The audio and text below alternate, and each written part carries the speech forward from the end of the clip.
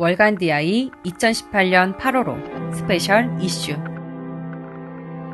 그 두 번째 이야기, 당신의 취향을 만나는 팟캐스트 채널.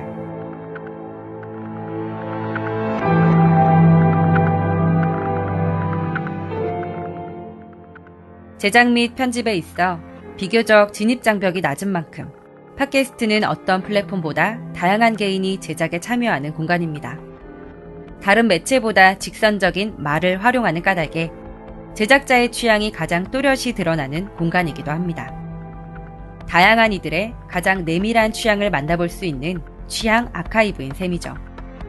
물론 카테고리며 주제며 형식이 워낙 다양해 마음 맞는 콘텐츠를 만나기까지 발품을 꽤 팔아야 하고 가끔은 헛발을 짚기도 하지만 또 그렇게 발 헛짚은 채널에서 새로운 취향을 발견하게 될지도 모릅니다.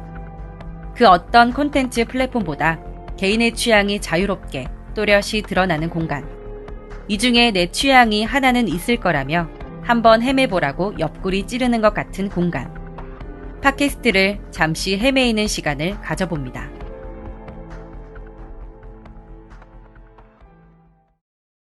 팟캐스트의 재미는 단연 대화를 듣는 데 있습니다. 무슨 주제를 다루건 그것을 담은 말이 역동적이면 듣는 즐거움은 배가합니다. 한 사람이 진행하는 방송은 바로 청취자에게 말을 걸기도 하고 정보성 콘텐츠는 차분한 어조로 전달되기도 합니다. 두 사람 이상이 출연해 말을 나누는 콘텐츠의 경우 말이 빠르게 오고 가며 서로의 말을 튀기고 굴리는 솜씨에 감탄하며 콘텐츠를 듣기도 합니다. 시간이 소중한 우리를 위한 취향 공동체를 주제 삼아 넷플릭스, 고전문학, 제품을 리뷰하는 팟캐스트 더 파크는 핑퐁처럼 오가는 대화를 듣는 재미로 찾는 채널입니다. 리뷰는 두 친구의 수다에 담기는데요. 여타의 수다에서처럼 벼랑간 주제와 상관없는 드립잔치가 벌어지기도 하고 삼천포로 빠진 이야기가 꼬리에 꼬리를 물고 이어지기도 합니다. 덕분에 청취자는 소위 각 잡고 방송을 들어야 한다는 부담에서 벗어납니다. 리뷰의 카테고리가 넓어 어지간하면 취향인 콘텐츠를 하나는 만날 수 있다는 점 역시 청취자가 가벼운 마음으로 채널을 찾을 수 있게 하는 요소입니다. 청취자는 콘텐츠 중 취향에 맞는 대상을 다루는 리뷰를 골라잡아 그들이 벌이는 한바탕 수다를 함께하면 그만입니다. 글 쓰는 정우성 작가, 그림 그리는 이크종 작가가 함께한 방송인 만큼 팟캐스트 채널에 연주되는 콘텐츠를 다양한 방법으로 변주한다는 것도 매력 중 하나인데요. 음성을 1분 30초 안팎으로 편집해 이크종 작가의 그림과 함께 담은 영상이 유튜브 채널에 연재되고 있습니다. 또한 공식 웹사이트에서는 에세이 및 카툰이 연재되고 있으니 더 파크에 관해 더 궁금한 이들은 이들의 웹사이트를 찾아보는 것도 좋겠네요. 누구든 꼭 하나는 덕질하는 것이 있습니다. 아이돌을 덕질하는 사람도 있고 애니메이션을 덕질하는 사람, 축구를 덕질하는 사람, 치킨을 덕질하는 사람도 있습니다. 분야는 다채롭지만 누구든 좋아하는 것이 생기면 이것에 관해 이야기 나누고 싶다는 점은 비슷합니다.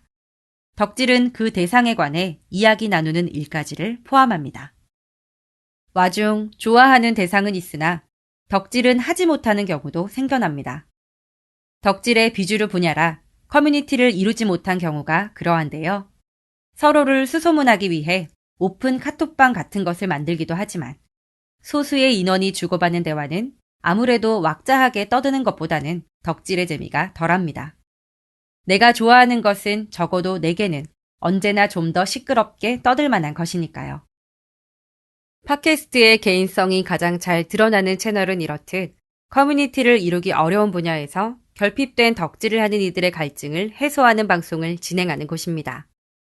생각에 곁들이는 소품으로 자주 다뤄지는 커피를 생각의 주제 삼은 팟캐스트 커피위크도 그런 채널 중 하나인데요.